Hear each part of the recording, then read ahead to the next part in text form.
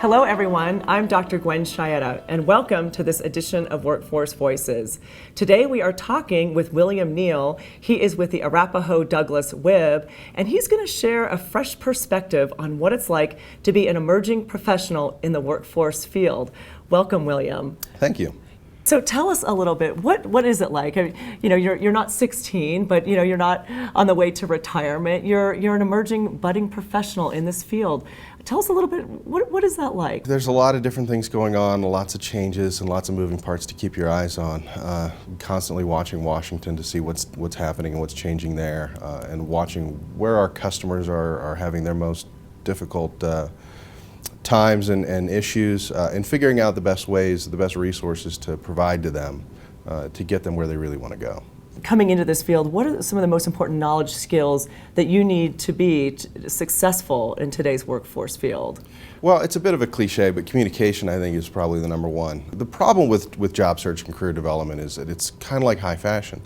It changes every season, and you've really got to be on top of things. And it's not something that our customers are necessarily aware of. So it's our job to really figure out what we need to help them understand, and then make sure that we're giving them that message in a way that they receive it, understand it, and it inspires them to do what they really want to do with their careers. From your fresh perspective, what are some things that you think need to happen or are happening that you think are working to help reach them where they are? Well, I think social media is a really big tool, and it's something that our customers are really starting to grasp and to embrace. Communications from employers or from HR departments, recruiters, articles and information from periodicals and trade journals and news agencies that talk about these are the emerging industries and this is the hot job cluster right now.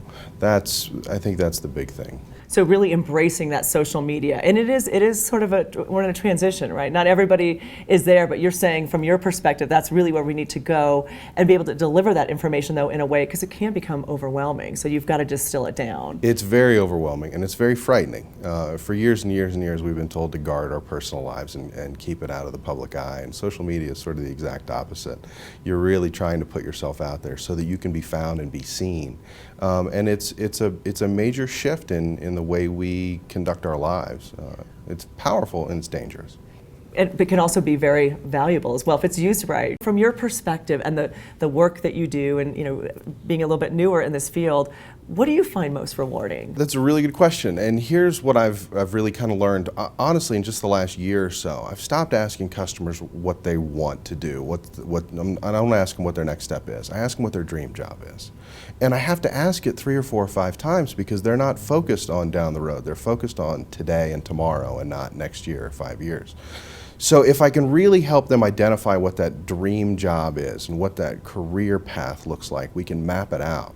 And you see the twinkle in their eye, and you can help them not just get past today, but set them up in the long term for what they really want to do.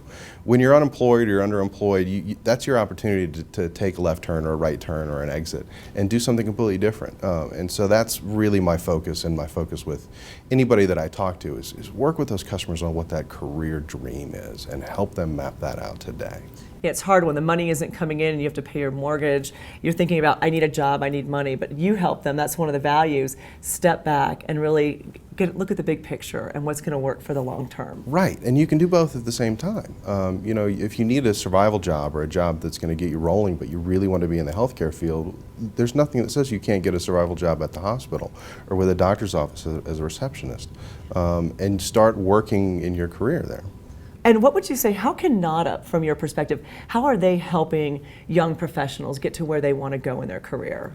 Well, aside from just the annual conference, which is hugely beneficial for emerging professionals to come and network with other professionals that have been doing this for a while and gather information, learn, attend the workshops, and really build their network so that they can receive more information and pass it on to their customers.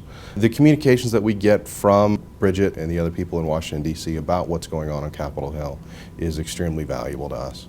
I know they have their emerging leaders, they also have best practices online, so many things that you can access. Really appreciate your time and giving us your fresh perspective on being an emerging professional.